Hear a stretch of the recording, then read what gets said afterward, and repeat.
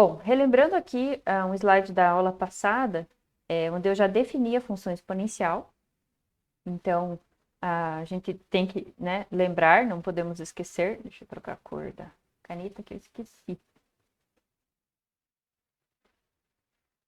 Então, dessa restrição para base, né? Então, a letrinha A aqui, que é a base da nossa exponencial, ela tem que ser um número positivo, né? A positivo, é isso que diz aqui, pertence aos reais não negativos sem o zero. Então, reais positivos.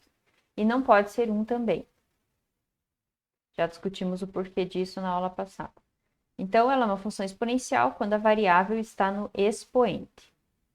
Ok? Então, alguns exemplos.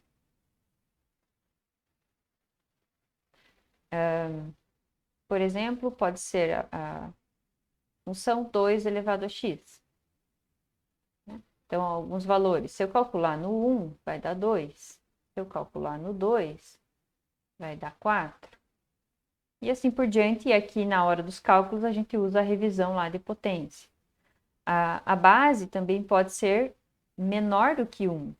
Né? Então, não pode ser 1, mas pode ser positiva maior do que 1, positiva menor do que 1. E é sempre importante, quando você vai escrever fração, usar o parênteses assim. Então, por exemplo, meio elevado a x. Então, f de 0, meio elevado a 0 é 1.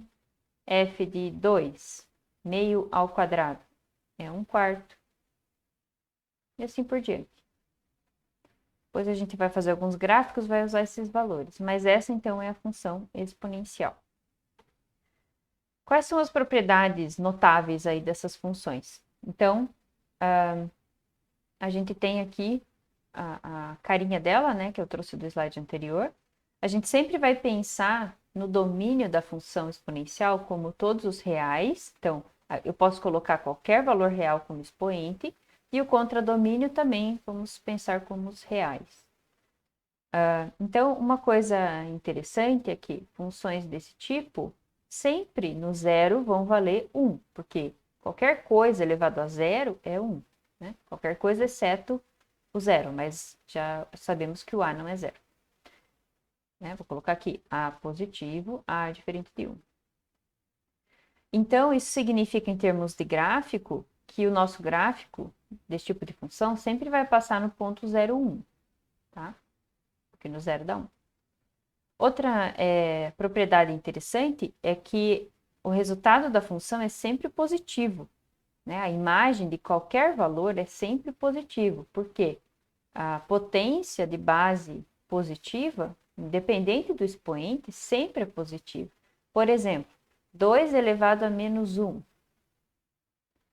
Né? Pensando na função 2 elevado a x, digamos que eu aplique essa função no menos 1. Então, vai dar 2 elevado a menos 1, que, como a gente viu na revisão, é meio, que é positivo.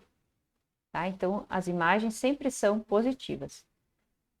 Então, além disso, né, mais do que serem positivas, a imagem dessa função vai dar todos os positivos. Então, a imagem da função exponencial são todos os reais positivos. Não fica ninguém de fora. Depois a gente vai conseguir enxergar melhor no gráfico essa questão. Ok? Continuando aqui, terceira linha de propriedade. Se a base for maior do que 1, a função vai ser crescente. Então, lembram o que é crescente? Quando você anda para o lado direito do teu eixo, a tua função sobe. E se a base estiver entre 0 e 1, por exemplo, meio, que eu dei no exemplo anterior, então a tua função vai ser decrescente, ou seja, conforme eu ando para o lado direito, a minha função diminui, né? A imagem diminui, ok? É interessante essa propriedade aqui, que ela está demonstrada no livro do IESE, e a demonstração dela envolve uma série de lemas e teoremas, tá? Então, a técnica para demonstrar que a função é crescente e decrescente em cada caso, ela vai usar a técnica de indução matemática. Então, eu não vou fazer aqui porque é um raciocínio longo e técnico, mas se alguém quiser, né, conhecer como que se fazem demonstrações em matemática, eu sugiro que olhe no IES essa parte aqui, de por que isso aqui vale. bem interessante. Bom, quanto à injetividade e sobrejetividade, como a imagem são os reais positivos e o contradomínio é reais, com certeza ela não é sobrejetora, né? A gente teria que restringir aqui para ser sobrejetora. Mas ela é injetora. Então, o fato de ser crescente e decrescente já nos diz isso, né? Estritamente crescente, estritamente decrescente. Mas então, ela é injetora, ou seja, se eu pego dois valores diferentes no meu domínio, as imagens são diferentes, né? Então, aqui eu vou desenhar uma situação crescente. Então, ela não tem nenhuma parte do gráfico que é reta, ou a que sobe, desce, sobe de novo. Então, é uma função injetora, tá certo? E por último, vou falar de novo, que eu já falei também na aula passada, das funções tipo exponencial. Então, isso tudo que eu falei aqui para cima vale para essa função aqui, que a gente pode dizer assim que é uma exponencial pura, né? É só a base e o expoente x.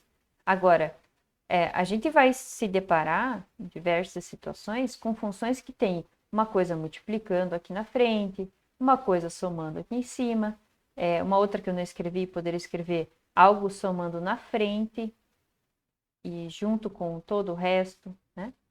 Essas coisas aqui nada mais são do que composições da função exponencial com funções afins. E aí a gente chama essas funções que têm essas alterações de funções tipo exponencial. Então, o que acontece? As funções tipo exponencial não vão mais satisfazer que no 0 dá 1, que é sempre positivo, que a base vai determinar se é crescente ou decrescente. Então, essas propriedades aqui, elas não valem mais para funções tipo exponencial, tá? Valem só para exponencial. Ok? Bom, vamos agora para o segundo tópico, que é a questão dos gráficos, né? Então, eu não coloquei nada nesse slide aqui, porque a gente vai trabalhar com o GeoGebra, tá? Mas eu quero fazer uma continha aqui antes da gente ir para o GeoGebra, né? Então, vamos fazer um exemplo aqui. Digamos que a nossa função fosse a função 2 elevado a x. Quando eu não escrevo domínio contra domínio, eu estou pensando sempre de reais em reais. Então, como que a gente, numa prova, enfim, desenharia esse gráfico, né? Digamos que a tarefa lá seja desenhar o gráfico dessa função à mão. Como é que vocês fazem? Então, como a gente sempre fez, a gente escolhe valores de x e calcula as imagens. Então, o domínio é reais, né? Então, a gente pode começar aqui com o 0, 2 elevado a 0 é 1, 1, 2 elevado a 1 é 2, 2 ao quadrado é 4, 3, 2 ao cubo é 8. Mas vamos jogar uns negativos também, para saber o que acontece quando o x é negativo. Então, menos 1, 2 elevado a menos 1 é meio. Menos 2, 2 elevado a menos 2 é 1/4. Menos 3, 2 elevado a menos 3 é 1/8. Então, conforme eu vou indo mais para os negativos, a minha imagem vai diminuindo aqui, vai ficando menorzinha. E quando eu vou para os positivos, ela vai crescendo e bem rápido, né? Também daria para jogar outros valores aqui, tipo meio. 2 elevado a meio é raiz de 2.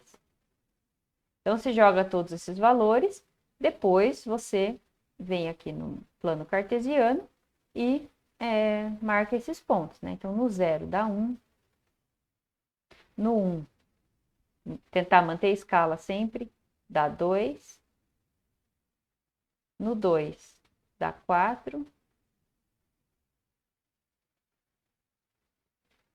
o 8 já vai fugir aqui do meu gráfico, então não vou colocar. O menos 1 dá meio, então na metade aqui. O menos 2 dá 1/4, mais pertinho, mas sem encostar no meu eixo X. Tem também aqui o meio, né? No meio vai dar raiz de 2. Então, raiz de 2 é 1,4. Então, não seria bem no 1,5. Seria um pouquinho para baixo. E aí, agora ligando esses pontos de forma redondinha assim, eu tenho um esboço do meu gráfico do 2 elevado a x. certo? Então, como vocês sempre fizeram gráficos, né? Tomando cuidado com a escala, enfim. Certo? Então, seria o esboço do gráfico 2 elevado a x. Se a gente fizesse o esboço do meio elevado a x, daria algo bem parecido. Então, vamos lá para o GeoGebra.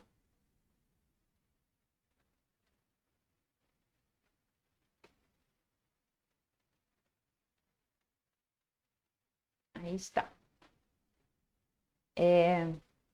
Bom, então, Professora, pois não.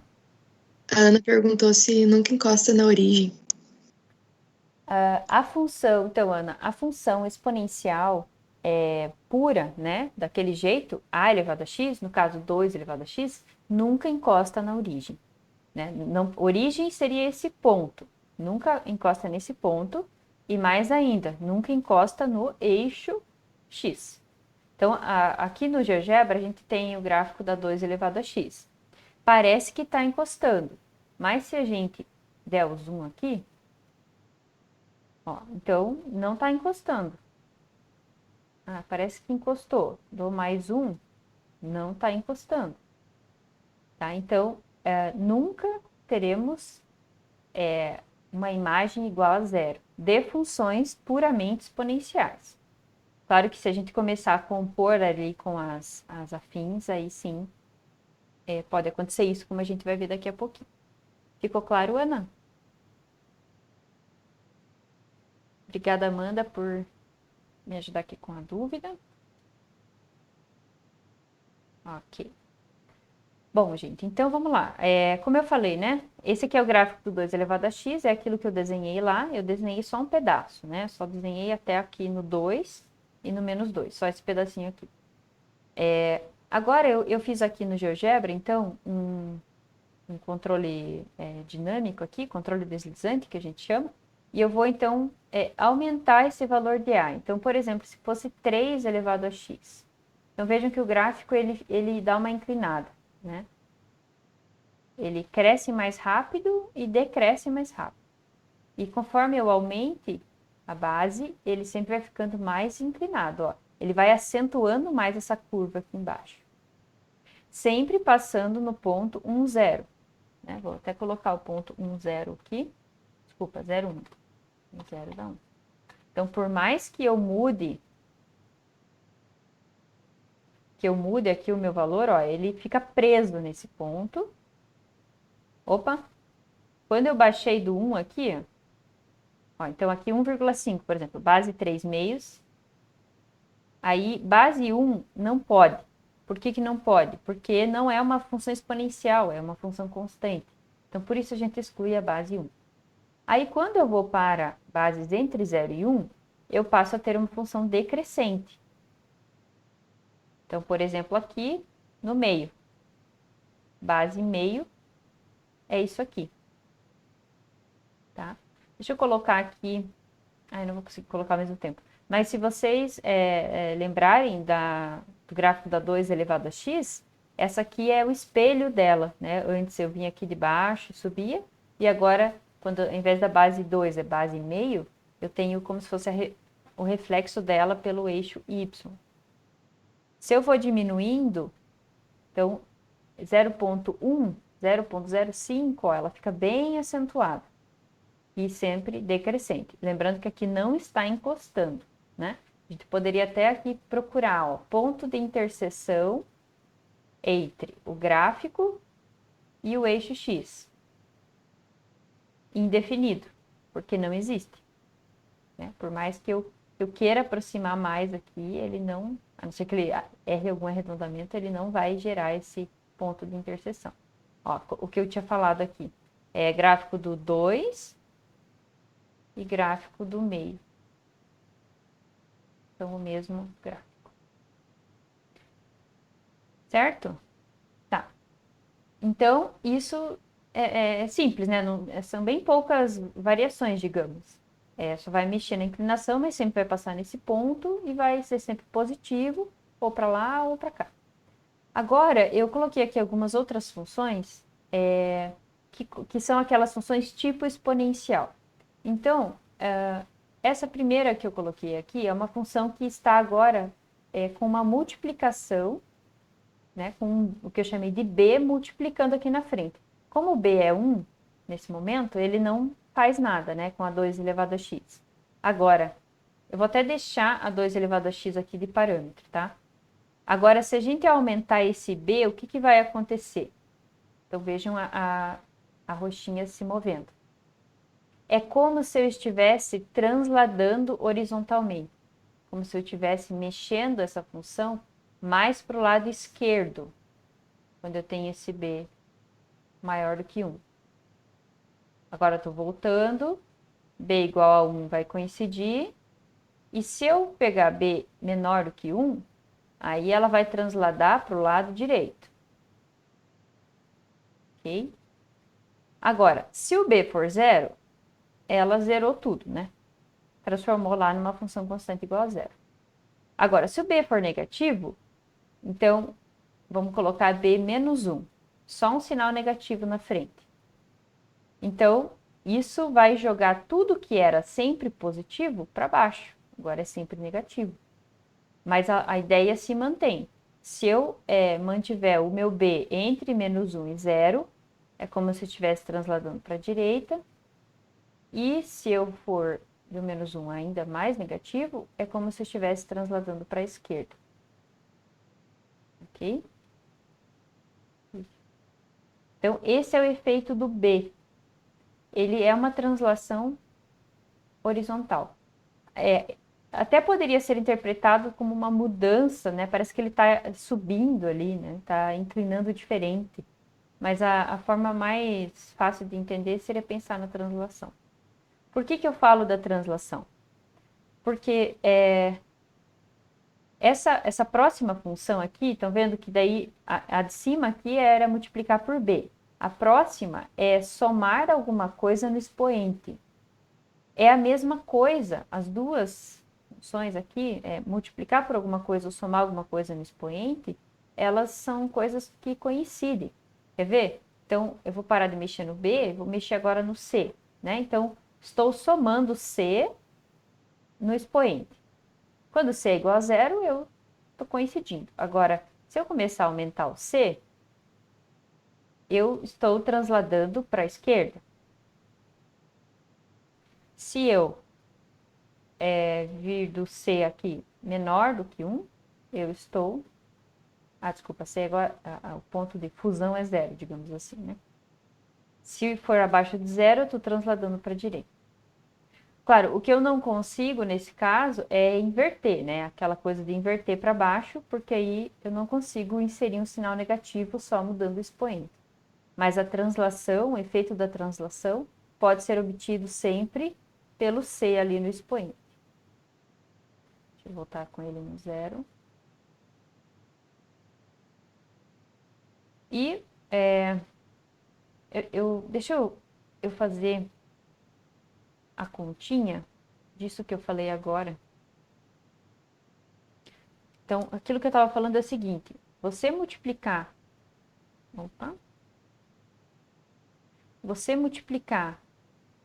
por b um a elevado a x, e você pegar o a elevado a x e somar c, pela propriedade da potência, a elevado a x mais c, eu posso abrir isso aqui como a elevado a c vezes a elevado a x.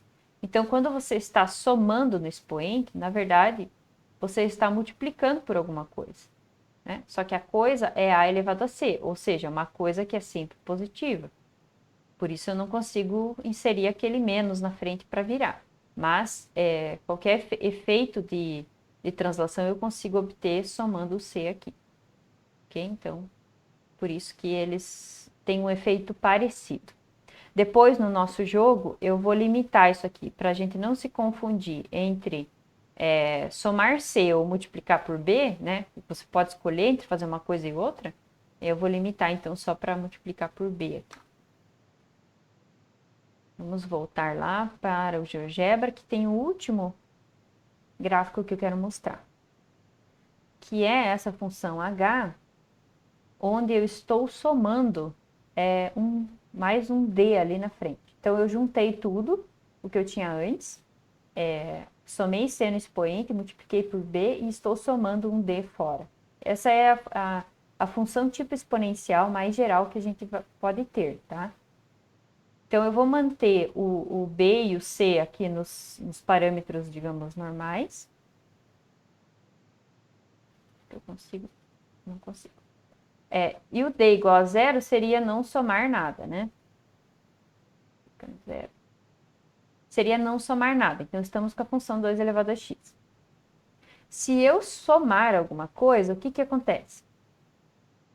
Eu estou jogando todas as minhas imagens mais para cima. Por exemplo, se eu somar 2, D igual a 2, eu vou mudar aqui o que a gente chama de assíntota, que é da onde o gráfico se aproxima. Antes era no eixo x, agora vai ser na reta y igual a 2. Se eu somar 3, a minha função vai se aproximar da reta 3. E assim por diante. 5 da reta 5. E se o D for negativo, ou seja, se eu subtrair alguma coisa, por exemplo, menos 2, então ele vai ser transladado para baixo e vai se aproximar da reta aqui, menos 2. Certo? Então, o efeito desse D é subir ou descer. Certo? Então, eu poderia, por exemplo, ter assim, subir lá para o 2. Aí, eu vou fazer uma translação horizontal aqui, mexendo C também para 3, vou colocar. Então, vejam, se você se depara com um gráfico desse vermelho aqui, a ideia, o que eu quero que vocês desenvolvam hoje, e a gente vai treinar isso no nosso joguinho, é vocês me dizerem a fórmula desse gráfico vermelho só olhando para ele. Então, quando você vê aqui que está no 2, né, sabendo que a fórmula é desse tipo aqui da função h. Então, se está no 2, é porque tem uma soma 2 aqui. Não tem outro jeito de se fazer isso. Agora, se não está passando no 0,1, se não está passando no 0,1, é porque tem um B multiplicando ou um C somando, um dos dois. E aí, esse valor aqui que dá, né, no zero, no caso, o valor que dá no zero, ele permite que você descubra quem é esse B ou esse C. Ok? Então, depois a gente vai fazer um exercício que vai ajudar a treinar um pouquinho isso. Mas, e ainda o A, né? Então, vamos mexer aqui no A. O A, ele também vai ser possível de descobrir quem é ele. Então, um A menor, ele cresce mais devagar. Um A maior cresce mais rápido. E o quanto cresceu numa unidade, então, quando eu andei do 0 para o 2, cresceu 1, por exemplo. Deixa eu colocar aqui. Do 0 para o 2. Em duas unidades, cresceu 1.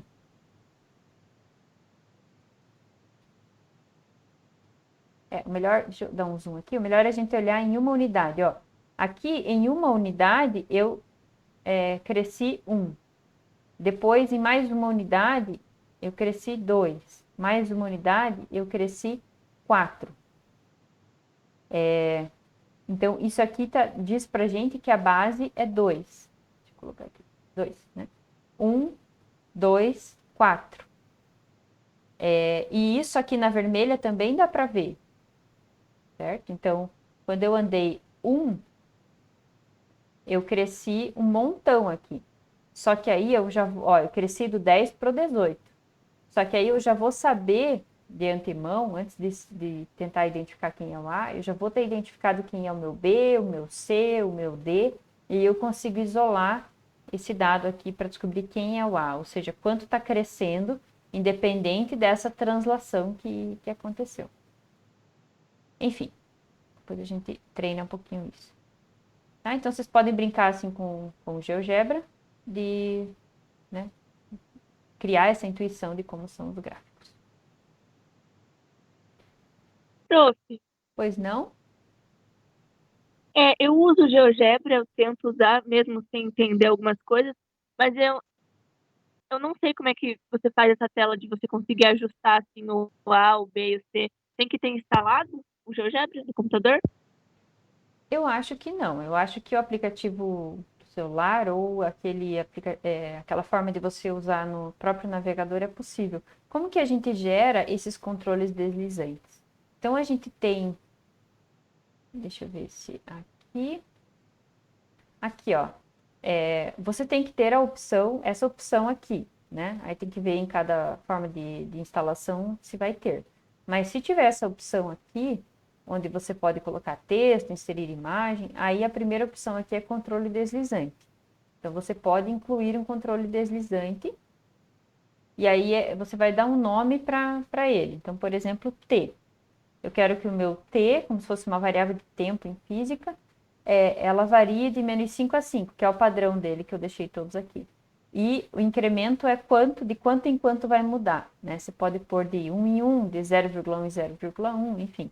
Então eu vou deixar assim para ver se ele cria de forma automática. Então eu tenho o meu T aqui e eu posso mexer. E aí eu venho e posso fazer uma função f de x, que vai ser t vezes x. T é o meu parâmetro. Então, conforme eu aumento o coeficiente angular, vai mexer na função. Então, esse é um jeito de fazer. Outro jeito mais direto,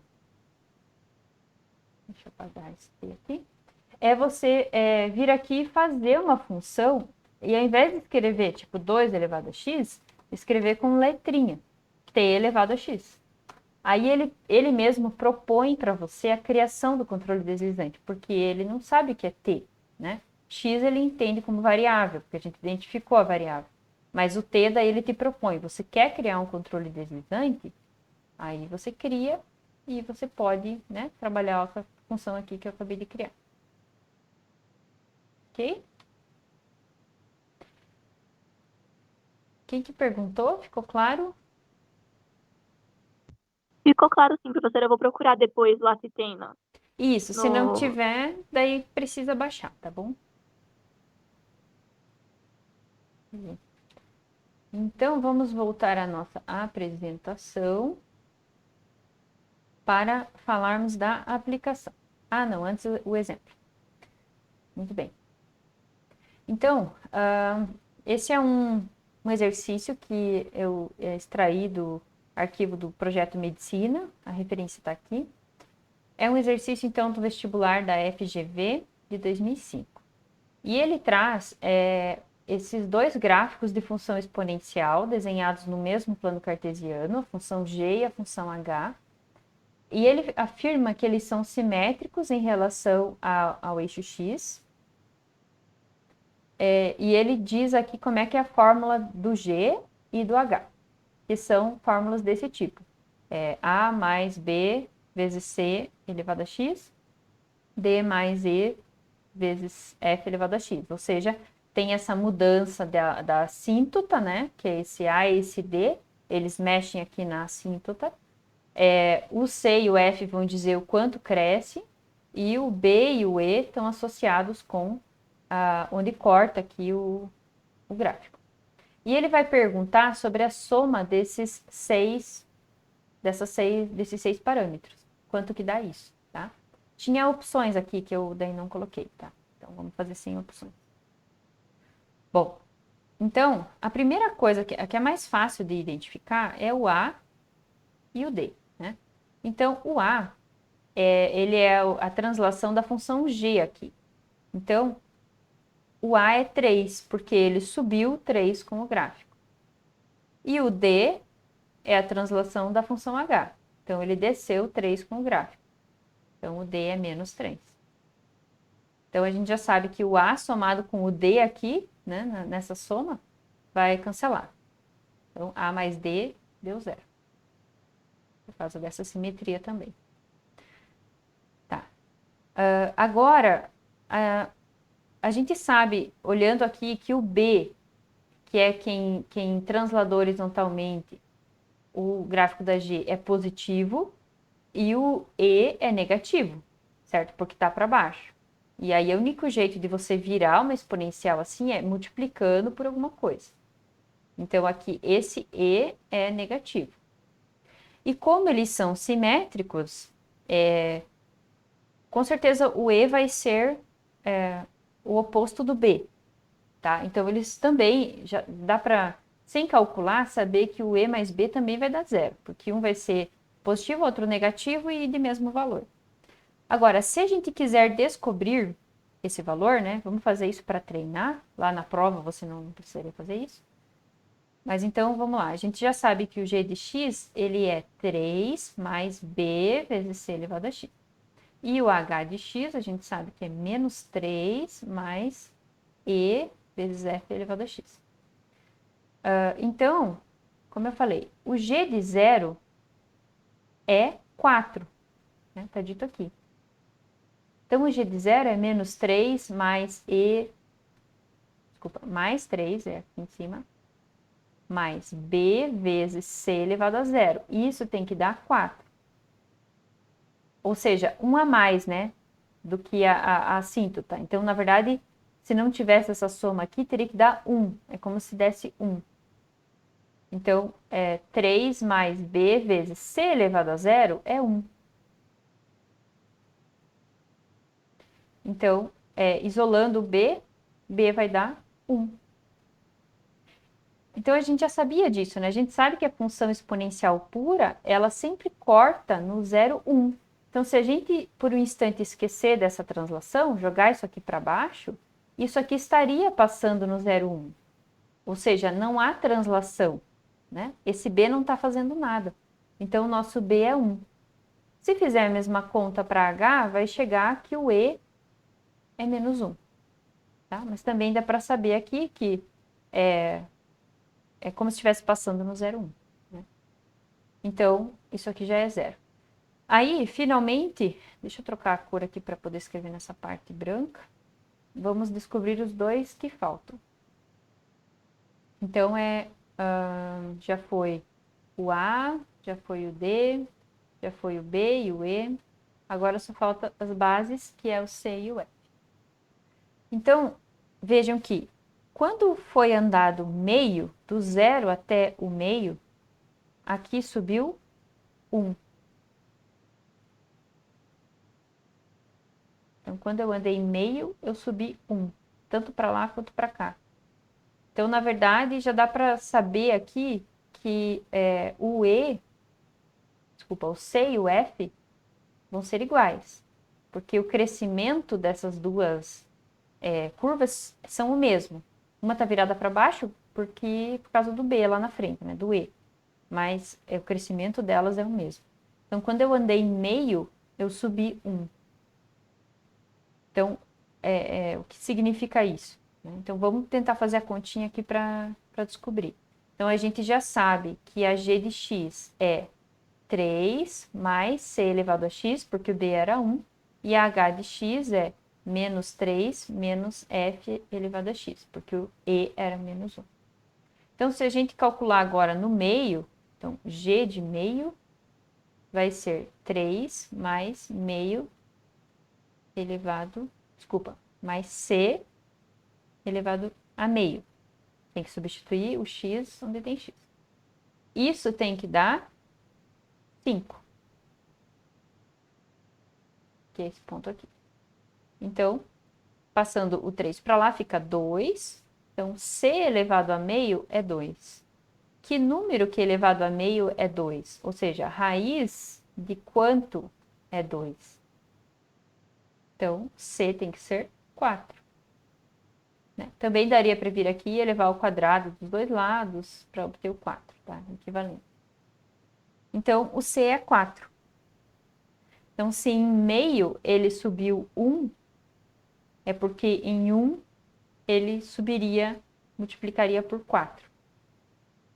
Enfim, então, com o tempo a gente vai pegando mais intuição quanto a isso, mas de qualquer forma sempre dá para fazer a continha, né? Se fizer a continha aqui para o menos 5, vai dar igualzinho, né? É a mesma conta, só que com sinal todo mundo trocado. Então, a gente chega também que o F é 4. E aí, C mais F vai ser 4 mais 4, que é 8. Então, a resposta desse exercício é 8, que é a soma de todos esses coeficientes aqui. Ok? Então, essa é a ordem de descoberta, digamos assim. Você primeiro descobre esse cara aqui fora, tá somando, né? Esse aqui, depois esse e por último a base. Se tiver aqui somando alguém, aí tem que olhar junto aqui o cara que multiplica e o cara que soma, porque não há um jeito único de escrever. Você escolhe aqui se você vai jogar aqui na frente ou lá em cima. E daí por último a base. Ok?